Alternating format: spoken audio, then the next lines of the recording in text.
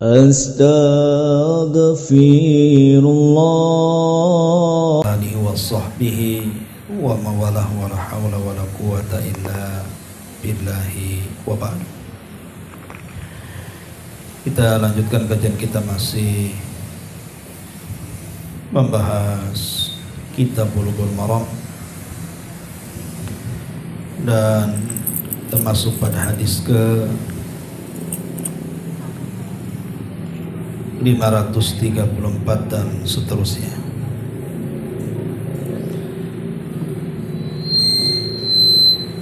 Wali Abi Dawud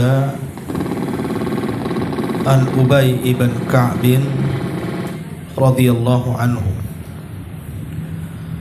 shalla faraqa'a khamsa raka'atin wa sajada sajdataini wa fa'ala fi thaniyati mithla dhalik. Dan diriwayatkan oleh Abi Dawud dari Ubay ibn Ka'ab, beliau mengatakan beliau sallallahu alaihi wasallam salat kemudian ruku sebanyak 5 kali, lalu sujud 2 kali. Dan pada rakaat yang kedua beliau melakukan hal yang sama. Jadi ini bagian daripada kaifiyah cara salat khauf. Tapi sekali lagi pendapat yang kuat bahwa salat khauf itu dilakukan 2 kali ruku dalam setiap rakaatnya dan 2 kali sujud. Karena hadis ini sendiri diperbincangkan oleh para ulama. Ada yang melemahkan hadis ini karena bertentangan dengan hadis-hadis kaifiyah salat khauf yang lainnya.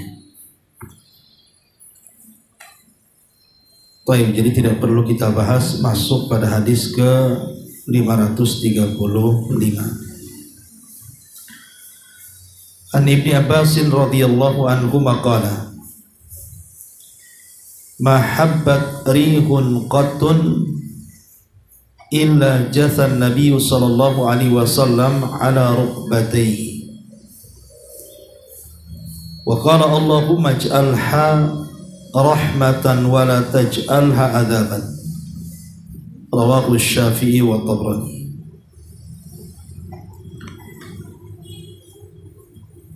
Dari Ibnu Abbas radhiyallahu anhu dia berkata, setiap kali ada angin menghembus dengan kencang, maka Rasul sallallahu alaihi wasallam selalu berlutut dan berdoa, Allahumma ij'alha rahmatan, ya Allah jadikan angin yang menghembus ini sebagai rahmat, wala taj'alha adzaban, dan jangan engkau jadikan angin yang menghembus ini sebagai azab. Hadis ini dijelaskan oleh para ulama bahwa hadis ini tidak sahih.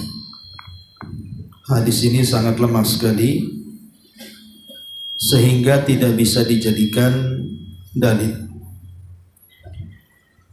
Walaupun demikian, hadis ini menjelaskan kepada kita tentang adab-adab apabila terdapat angin kencang yang menghembus di sekitar kita.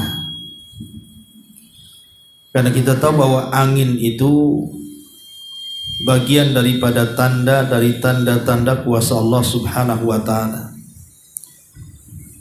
Terkadang angin itu membawa rahmat, terkadang angin itu membawa azab. Sehingga dari sini para ulama menjelaskan tentang beberapa adab dan hukum-hukum seputar angin.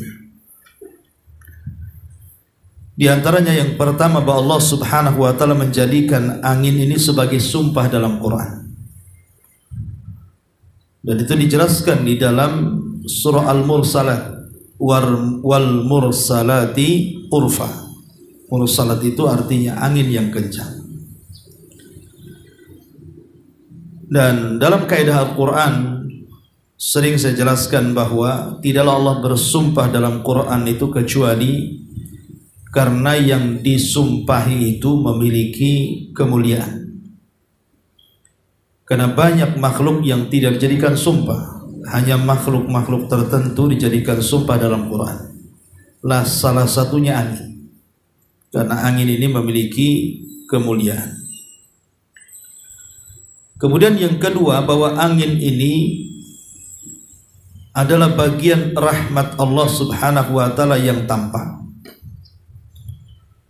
Makanya Allah Subhanahu wa taala mengatakan dalam surah Al-Furqan ayat 48, wa huwa alladzi arsala riyaha busyra, dan dialah yang telah mengutus angin itu sebagai kabar gembira. Karena banyak fungsi angin itu, salah satunya menurunkan hujan, kemudian juga menebarkan benih-benih di mana-mana, dan begitu seterusnya. Kemudian yang ketiga, tapi terkadang juga angin bukan hanya membawa rahmat, seperti yang dirasakan Nabi SAW setiap melakukan pertempuran di pagi hari, maka Rasul selalu ditolong dengan angin soba. Tetapi terkadang juga menjadi azab, sebagaimana yang dialami oleh kaum Ad. Kaum Ad itu dihancurkan dengan angin sore, atau disebut dengan dabur. Kemudian yang keempat, bahwa seorang muslim ketika berhadapan dengan angin, karena angin adalah bagian daripada makhluk Allah Subhanahu wa taala, maka pertama kita tidak boleh mencela angin. Karena Nabi sallallahu alaihi wasallam bersabda, la tasubbu riha, jangan kalian mencela angin. Karena angin bagian daripada makhluk yang Allah ciptakan dan Allah tundukkan kepada kita, dan banyak nikmat karena angin. Maka jangan pernah mencela angin. Yang kedua, kalau ada angin kencang yang kira-kira membahayakan, maka seorang muslim haruslah merasakan takut yang bersangkutan. Karena bisa saja itu bukan rahmat yang dikirim, tapi azab Allah yang dikirim. Boleh jadi karena dosa-dosa yang kita lakukan.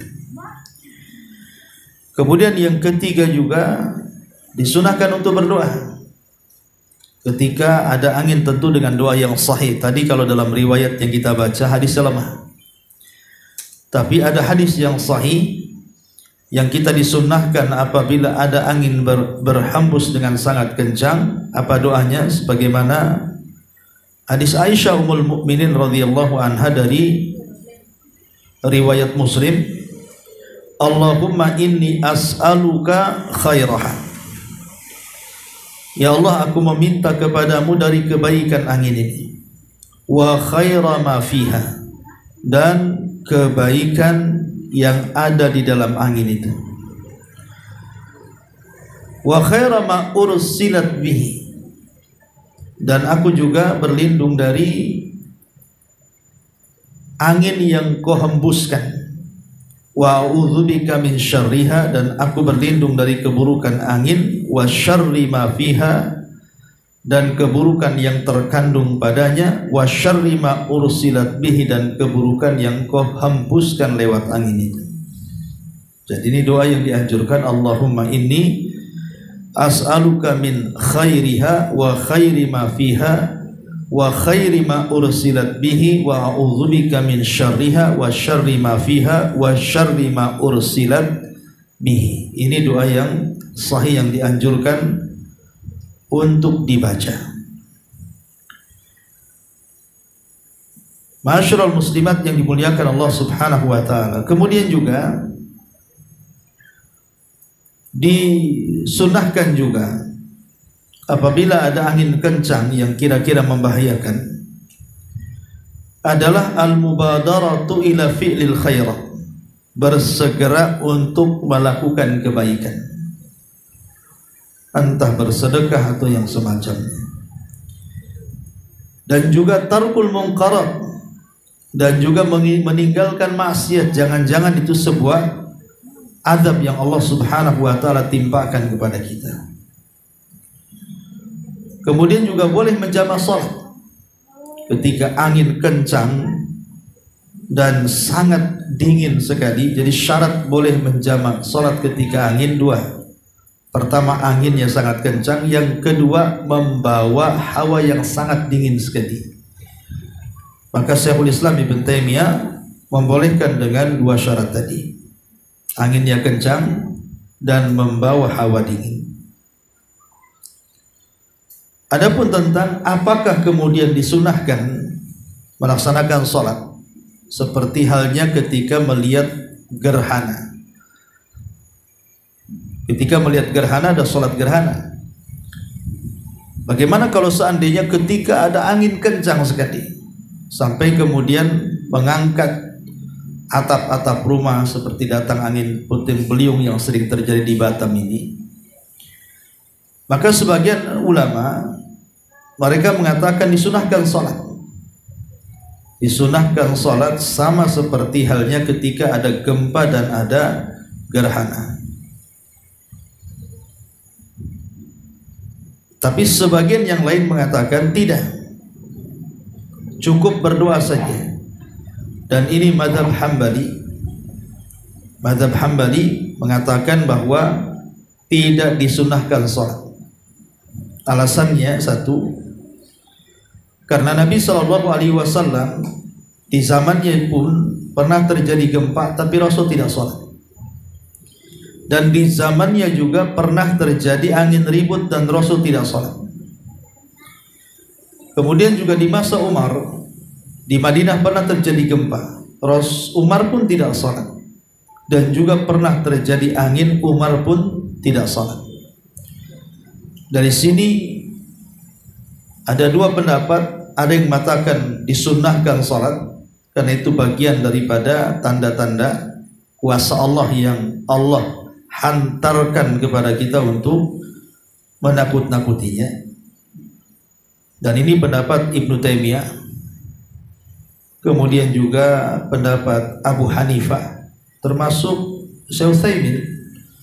Al-Imam Ibnu Utsaimin rahimahullah ta'ala mengatakan sunnah sholat karena dikiaskan kepada perkara-perkara yang menakutkan.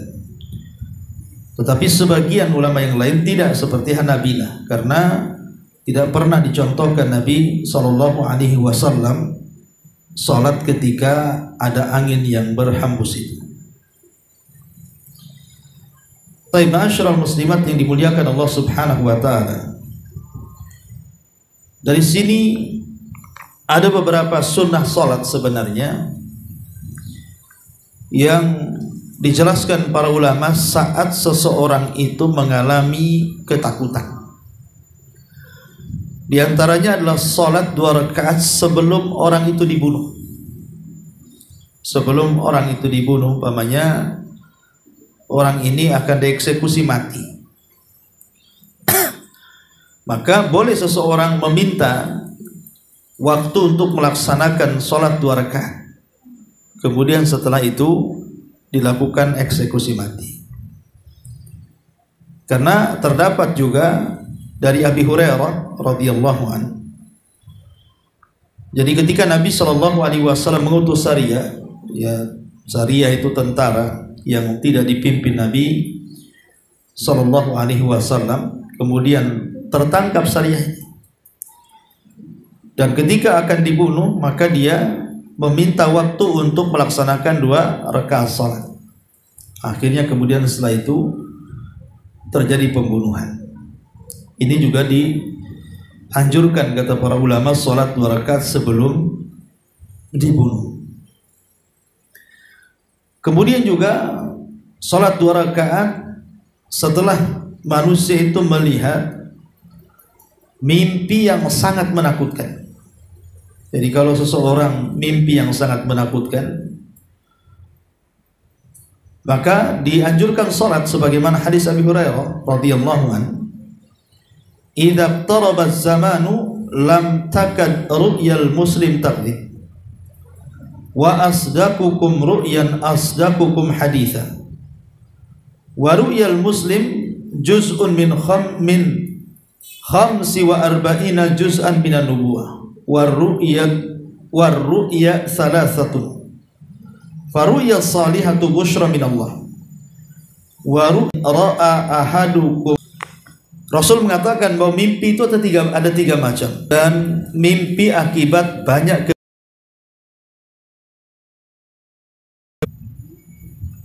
melihat dalam mimpinya hal-hal yang sangat menakutkan, maka berdirilah kemudian melaksanakan sholat dan jangan menceritakan kepada manusia. Jadi dianjurkan apabila ibu mimpi buruk apa ya kan dalam mimpi itu, maka biar terulang atau tidak nyambung mimpi itu, maka dianjurkan untuk melaksanakan sholat 2 rakaat dan jangan cerita kepada manusia dan jangan dipikirkan, karena mimpi mustahil mimpi buruk itu terjadi karena dia datang dari syaitan, ataupun mimpi karena banyaknya kepikiran, banyak utang, kepikiran, kebawa mimpi pula, ya. Maka itu tidak akan terjadi. Yang memungkinkan mimpi itu terjadi adalah mimpi baik. Makanya disunahkan untuk menceritakan kepada orang yang ibu bisa percaya untuk mentakwilkan baik.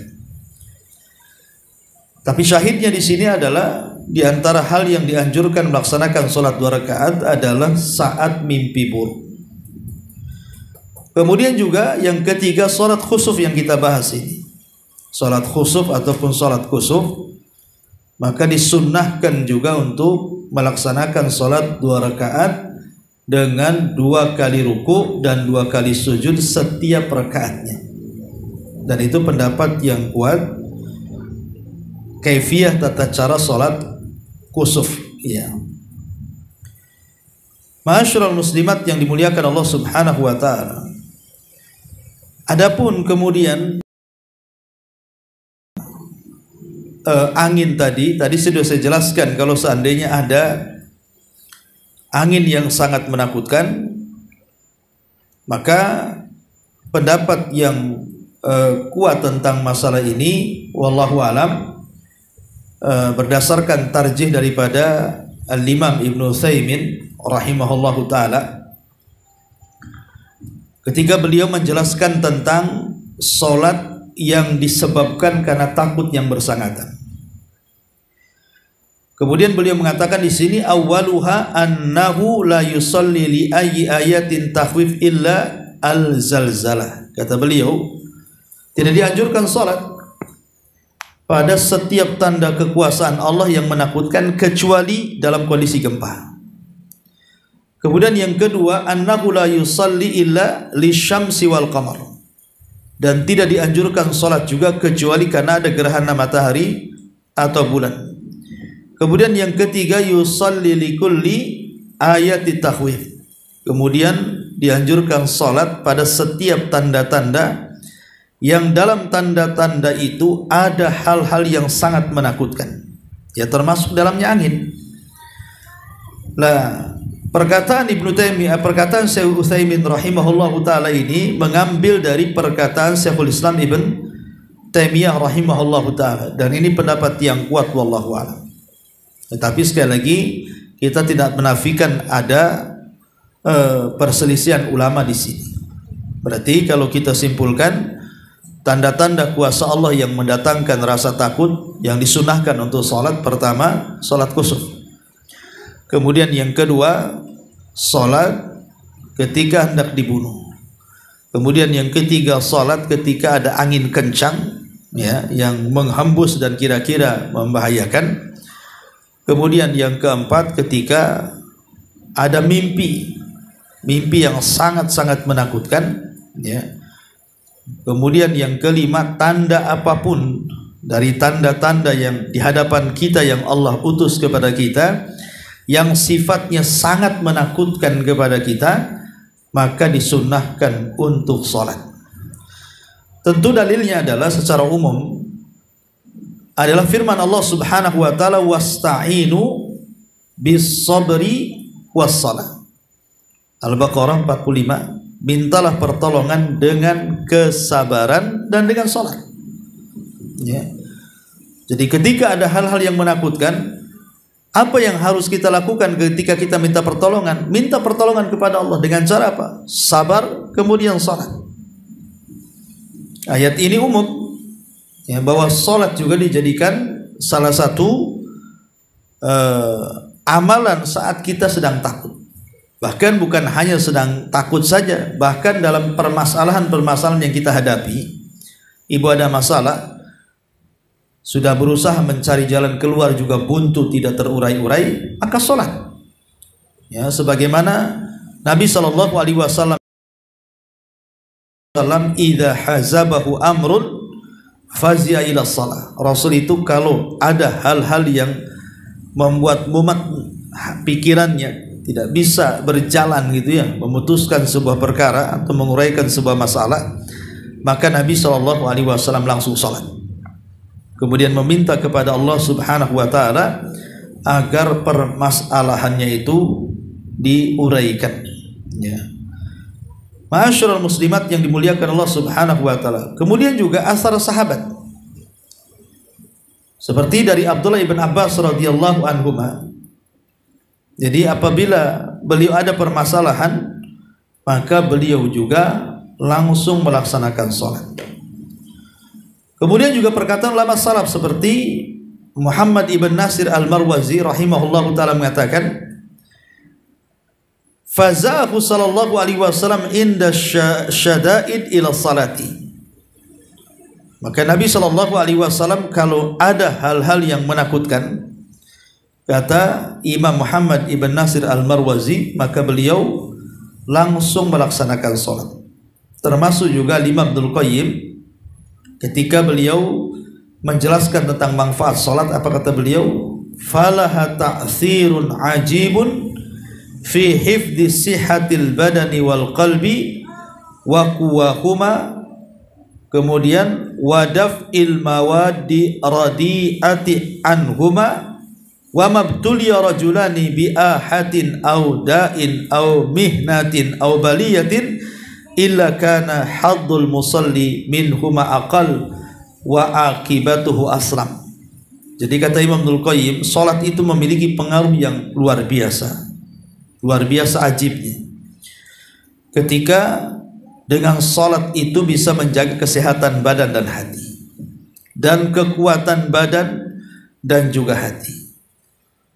Termasuk juga bisa menghindarkan dari apa-apa yang menimpa padanya dari berbagai macam ujian dan juga cobaan. Berbagai macam ujian dan cobaan, orang yang salat itu akan memiliki pengaruh yang luar biasa, kata beliau. Jadi bisa menghilangkan hal-hal yang menimpa kepadanya dari ibtila, ujian, bahkan penyakit, bahkan juga al-mihan, ya, sama juga ujian kepada orang yang salat. Nah, dari sini kita tahu bahwa sangat dianjurkan salat itu dalam kondisi-kondisi tertentu, ketika seseorang mengalami ketakutan yang bersangatan. Ya, karena Allah mengatakan wasta'inu bis sabri was salah. Ma'asyiral muslimat yang dimuliakan Allah Subhanahu wa taala. Itu diantara faedah daripada hadis ini. Kemudian juga hadis ini Nabi sallallahu alaihi wasallam mengatakan, Allahumma ij'alha rahmatan wa la taj'alha adzaban.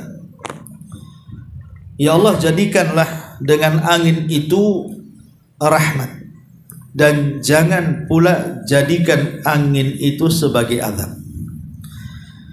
Tentu secara makna sahih hadis ini. Hadis ini secara makna sahih. Kalau seandainya kita amalkan hadis ini bukan karena riwayatnya, karena riwayatnya kan lemah, ya, tetapi hanya mengambil maknanya saja, maka tidak masalah. Mengambil maknanya saja karena maknanya bagus dan tidak bertentangan maknanya. Ya Allah, jadikan angin ini sebagai rahmat dan jangan kau jadikan angin ini sebagai azab. Ya. Dan tanda-tanda kuasa Allah Subhanahu wa taala itu umumnya memang bisa mendatangkan rahmat, bisa mendatangkan azab. Seperti hujan. Hujan ini bisa mendatangkan rahmat, tapi satu sisi juga bisa mendatangkan azab. Bagaimana kita saksikan di negeri kita saja, bahkan di Batam sendiri kalau hujan itu seharian sampai 2-3 hari hujan tak berhenti-berhenti, kita lihatlah kebanjiran di mana-mana. Bisa saja itu sebagai azab dari Allah Subhanahu wa taala untuk mengingatkan orang-orang yang berbuat dosa. Tetapi juga bisa menjadikan rahmat. Yang tadi banyak debu akhirnya hilang debunya. Kemudian tanaman-tanaman juga jadi menghijau. Dan kita pun yang nggak punya air bisa menampung air, dan banyak rahmat Allah Subhanahu wa taala. Dan rahmat itu ada dua macam. Ada rahmat yang sifatnya umum. Jadi mencakup mukmin dan kafir. Jadi orang kafir pun merasakan rahmat Allah. Sebagaimana orang-orang yang beriman merasakan rahmat Allah, maka orang-orang kafir juga merasakan rahmat Allah Subhanahu wa taala.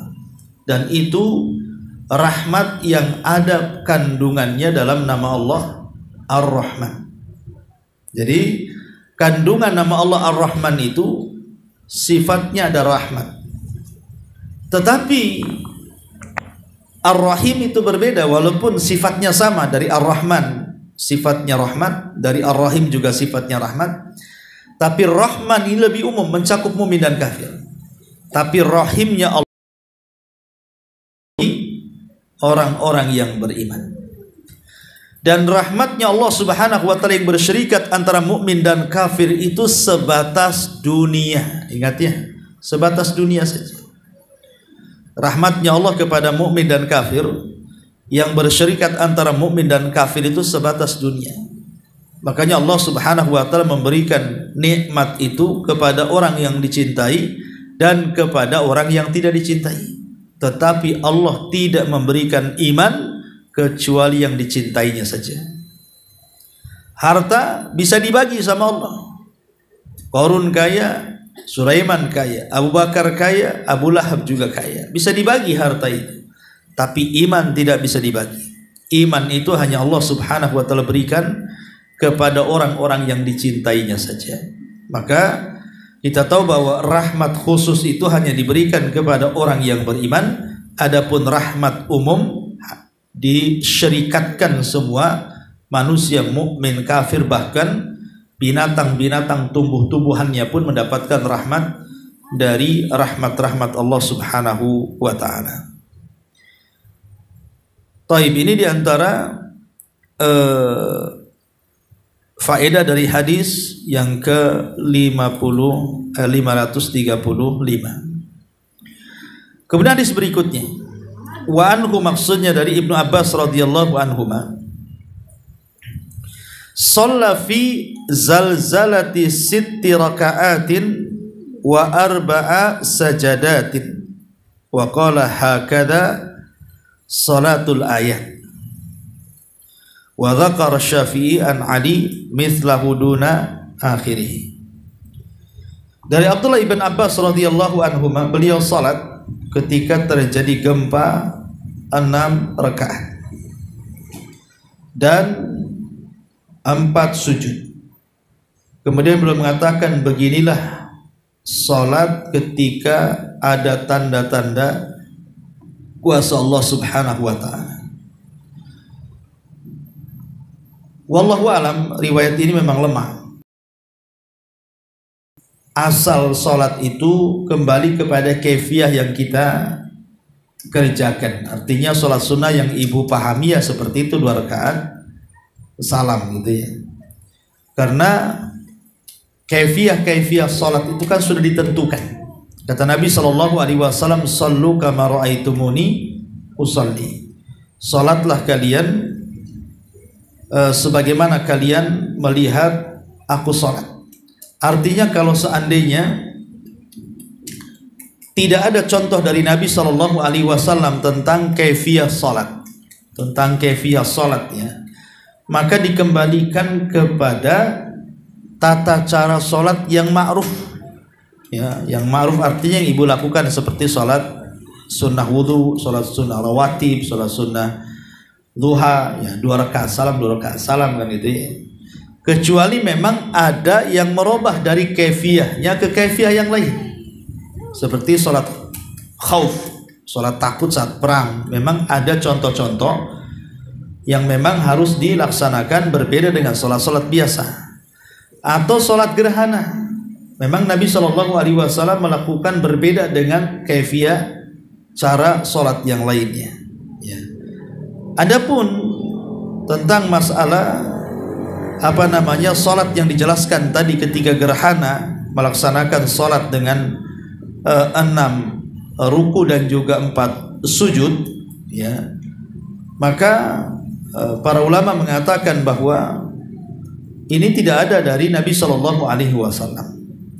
Jadi ini tidak ada dari Nabi SAW. Warrajih annahu la yujad salatal khasah bihadil ayah. Dan yang kuat bahwa tidak ada salat khusus ketika melihat ada tanda-tanda yang ma'ruf seperti dijelaskan di sini ketika terjadi gerhana.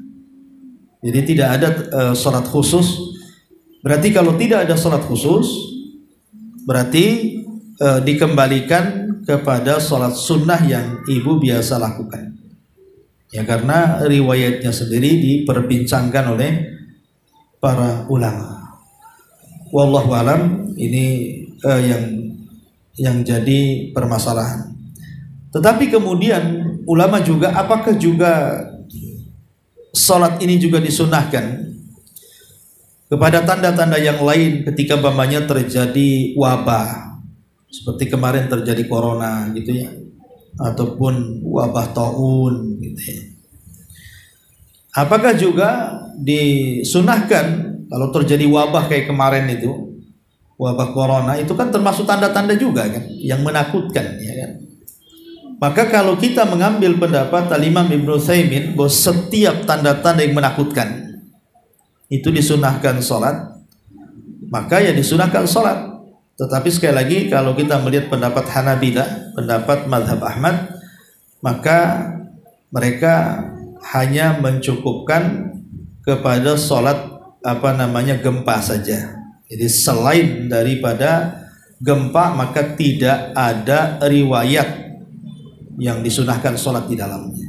Itu yang mencukupkan ketika tanda-tanda yang menakutkan. Dalam mazhab Hambali mengatakan hanya gempa saja, selain itu tidak ada. Ya mungkin sholat kusuf jelas ya kan ada, maksudnya ketika ada angin, ketika ada wabah, ketika ada apa tidak disyariatkan. Tapi sebagian para ulama mengatakan bahkan disyariatkan, seperti pendapat Syafi'i. Imam Syafi'i mengatakan disyariatkan, baik secara individu ataupun secara berjamaah, dan itu juga pendapat Ibnu Taimiyah rahimahullahu taala. Beliau mengatakan tusalla salatul kusuf likulli ayatin kazzalazilati wa ghairiha. Sunnah salatnya seseorang ketika menghadapi kusuf, kata beliau, artinya gerhana, ataupun setiap tanda-tanda yang menakutkan seperti gempa dan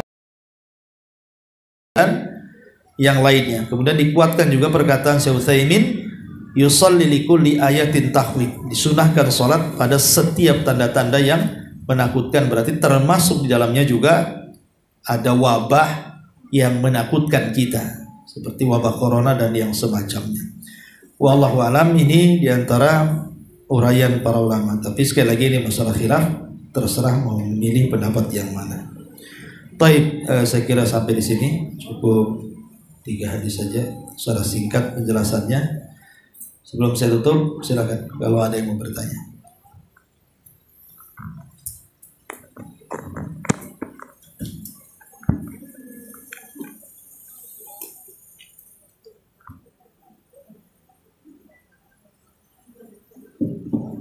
Assalamualaikum warahmatullahi wabarakatuh. Waalaikumsalam. Ustaz, berarti sholat yang diajarkan oleh Rasulullah itu ketika tanda-tanda alam yang tadi Ustaz sebutkan itu hanya berada di sholat gerhana, sholat khauf, dan sholat minta hujan. Nah, selebihnya itu tidak ada. Nah, tapi seandainya kita melakukan secara pribadi tanpa karena tadi hadis yang disebutkan adalah hadisnya itu lemah, kita melakukan misalnya setiap kali kita mengalami masalah rasa ketakutan seperti kebakaran atau apa, itu masuk ke dalam sholat yang disunahkan seperti yang disebutkan oleh Syekh Utsaimin tadi. Nah, ya, alhamdulillah. Ya, kalau melihat keumuman perkataan atau fatwa daripada Syekh Utsaimin, yusalli likulli ayati takhwif, kata beliau, sunnah hukumnya sholat 2 rakaat setiap melihat tanda-tanda yang sangat-sangat menakutkan. Ya, sangat-sangat menakutkan. Berarti tanda-tanda yang menakutkan ini apa saja yang rasanya takut bagi kita, ya disunahkan sholat di situ, karena umum firman Allah Azza wa Jalla, wasta'inu bis sabri was shalah, mintalah pertolongan dengan sabar dan dengan sholat tadi. Jadi apakah kemudian kalau terjadi kebakaran hebat gitu kan, kemudian juga disunahkan sholat? Menurut fatwa Syekh Utsaimin ya, karena kebakaran juga tanda-tanda kuasa Allah kan gitu. Allah memerintahkan api untuk membakar, dan itu juga tanda-tanda yang menakutkan kita kalau kita melihat api. Maka kalau melihat fatwanya Syekh Utsaimin, ya sunnah sholatnya. Tapi kalau kita melihat madhab sendiri, kan Imam Syekh Utsaimin itu kan kebanyakan madhab Hambali, ya kan. Tapi kalau kita lihat di sini dia menyelisihi madhab Hambali kan gitu, madhabnya. Karena kalau madhab Hambali justru hanya mencukupkan yang disyariatkan saja. Kalaupun selain daripada istisqa, kemudian gerhana, adalah sholat gempa, itu saja. Ya, selain itu dalam mazhab ini tidak ada sholat kecuali doa. Tapi kalau kita melihat pendapat Imam Syafi'i, kemudian Ibnu Taimiyah, kemudian juga fatwa daripada Syekh Utsaimin, ya pokoknya tanda-tanda yang menakutkan, ya sunnah hukumnya sholat 2 rakaat. Wallahu a'lam. Ustaz, kalau misalnya terjadi gempa, nah orang yang memutuskan sholat saat terjadi gempa itu dihukumi dia wajib atau melihat dari kondisinya, atau disunahkan atau bagaimana, atau anjuran aja Ustaz? Lihat juga, memutuskan sholat saat terjadi gempa. Lihat kondisi. Kalau sekiranya gempanya itu kuat dan bisa mencelakakan jiwa, maka menghargai jiwa lebih mulia. Sebaiknya menyelamatkan diri. Sebaiknya menyelamatkan diri dan memutus sholatnya. Karena bagaimanapun menjaga jiwa kan penting. Jangankan dalam kondisi gempa, ibu sedang sholat, itu dalam fikih dijelaskan. Umpamanya kita sedang sholat, kemudian kita melihat ada anak kecil yang belum berakal mendekati sumur dan hampir masuk ke dalam sumur. Tidak boleh kita melanjutkan sholatnya, walaupun sholat wajib, harus membatalkan dan menyelamatkan anak itu. Itu jiwa orang kan gitu ya, apalagi jiwa sendiri ya. Maka sebaiknya kalau kita dalam masjid atau mushola kemudian terjadi gempa hebat, putuskan saja sholat, kemudian selamatkan jiwa, karena sholat bisa diulang. Tapi kalau jiwa itu tidak bisa dikembalikan kalau udah mati ya. Kalau sholat kan bisa diulang. Umpamanya ini kita batalkan, selesai gempa kita bisa sholat lagi, mengulang sholatnya. Karena sekali lagi menjaga jiwa itu lebih penting. Menjaga jiwa itu lebih penting. Karena syariat juga disyariatkan kepada kita itu salah satunya untuk menjaga 5 perkara lah. Salah satu dari 5 perkara itu adalah hifdzul anfus, untuk menjaga jiwa. Jadi sebaiknya putuskan sholatnya, kemudian selamatkan jiwanya, kemudian baru setelah tenang kemudian sholat lagi. Ya, adapun yang terjadi di di YouTube ketika gempa, dia berusaha terdiam dan begitu seterusnya ya kan. Ya mungkin dia punya tawakal kuat, tetapi secara fikih salat itu sebenarnya salah. Ya, dia harus membatalkan sholatnya sebenarnya karena dia harus menjaga jiwanya. Wallahu a'lam.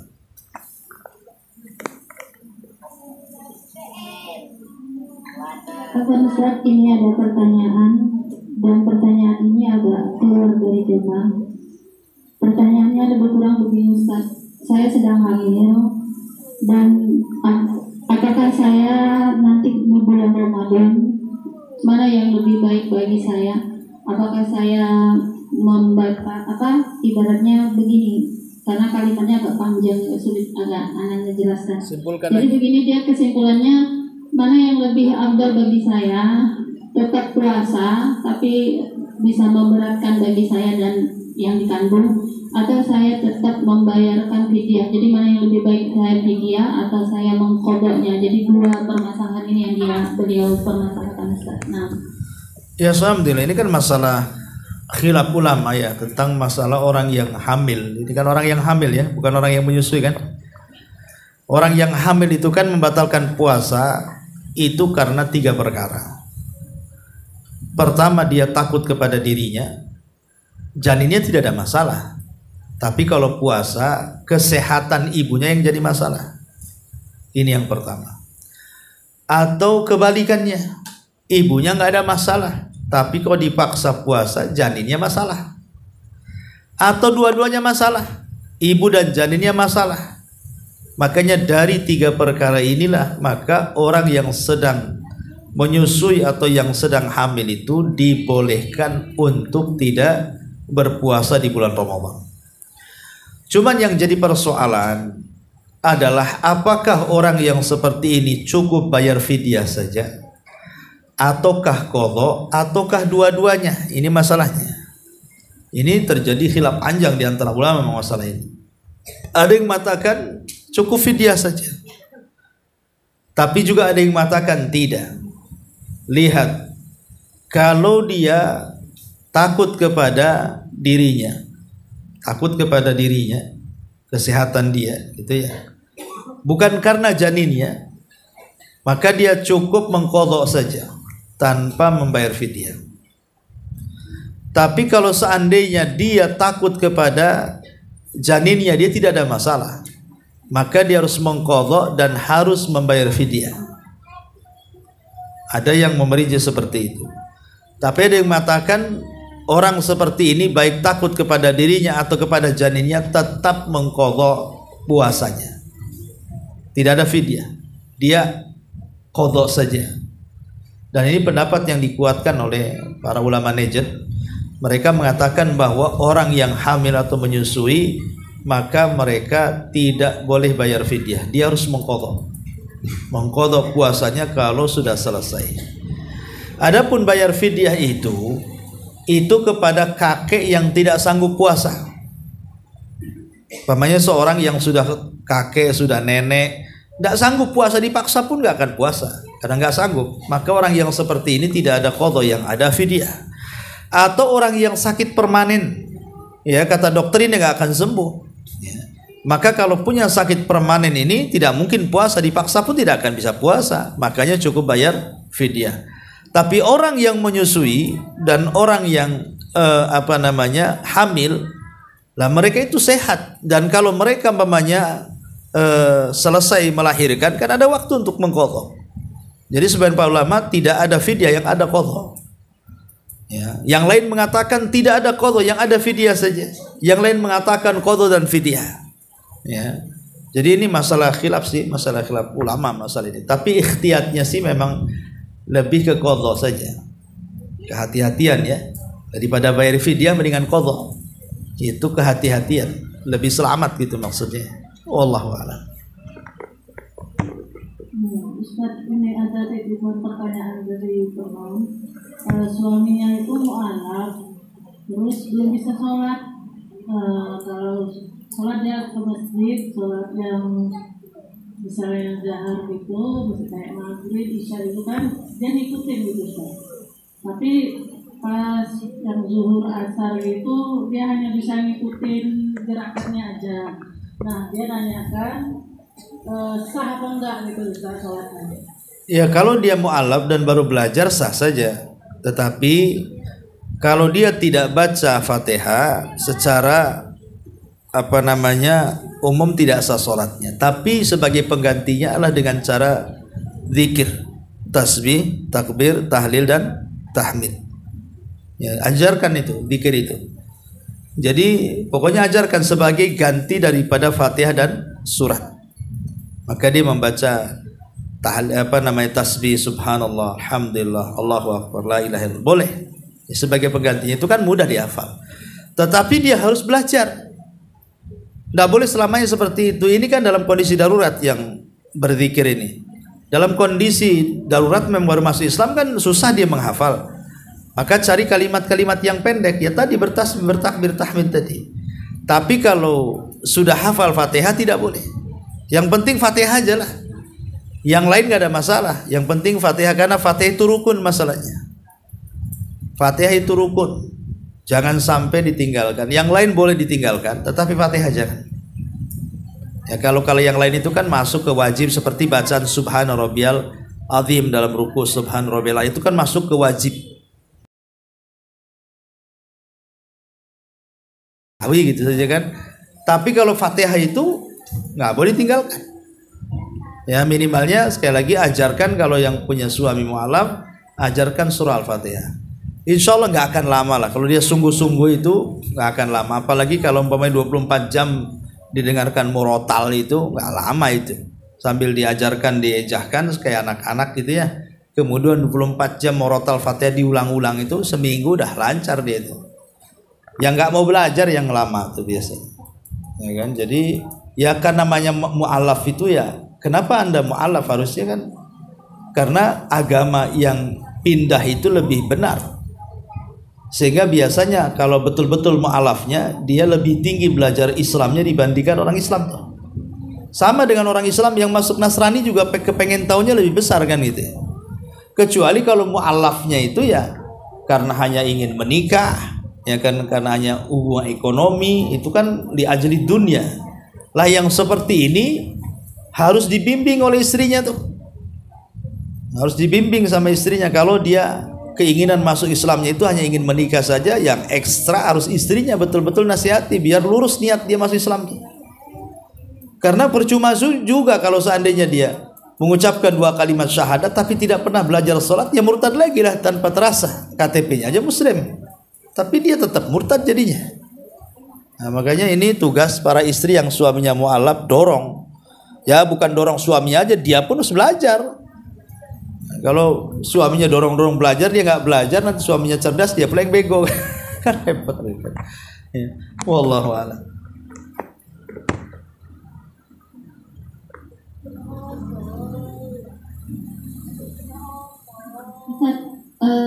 Ustaz, apa Ustaz tadi yang hadis terakhir yang kita baca yang dari Ibnu Abbas itu yang hadisnya itu lemah. Nah, kalau seandainya ada orang yang tetap melakukan hadis itu, bagaimana Ustaz hukumnya? Kaifiyahnya, caranya gitu. Ya caranya menyelisih sunnah lah. Tahu hadisnya lemah. Hadis lemah itu kan tidak bisa diamalkan. Hadis lemah itu tidak bisa diamalkan. Kalau dia diamalkan berarti melaksanakan kaifiyah yang tidak diajarkan, tertolaklah sholatnya. Ya. Kecuali kalau dia terangkat dengan banyaknya riwayat, jadi hasan li ghairi dari ilmu hadis, ya kan. Tapi sekali lagi tadi sudah dijelaskan bahwa tidak ada kaifiyah salat khusus selain daripada yang diajarkan Nabi, seperti gerhana, istisqa, salat khauf kan. Adapun salat yang lainnya seperti gempa dan yang lainnya itu tidak salat khusus. Walaupun seandainya kita berpendapat kepada sunnahnya salat seperti pendapat Ibnu Taimiyah atau Syekh Utsaimin gitu ya, maka itu kembali kepada asal salat 2 rakaat kaifiyahnya, bukan membuat cara-cara yang tidak diajarkan. Kalaupun kita berpendapat kepada yang ada salat pada setiap tanda-tanda yang menakutkan, maka salat 2 rakaat seperti salat tahiyatul masjid, salat sunnah wudu, ya samalah seperti salat-salat yang lainnya, kecuali salat kusuf karena memang ada kaifiyahnya. Salat istisqa ada kaifiyahnya, kemudian salat khauf ada kaifiyahnya. Nah, yang ada kaifiyahnya ikut kaifiyahnya. Kalau tidak ada, kembali kepada asal salat 2 rakaat. Wallahu a'lam. Ya, saya kira cukup. Subhanaka wa bihamdika asyhadu an la ilaha illa anta astaghfiruka wa atubu ilaik. Allahu taala alam. Assalamualaikum warahmatullahi wabarakatuh.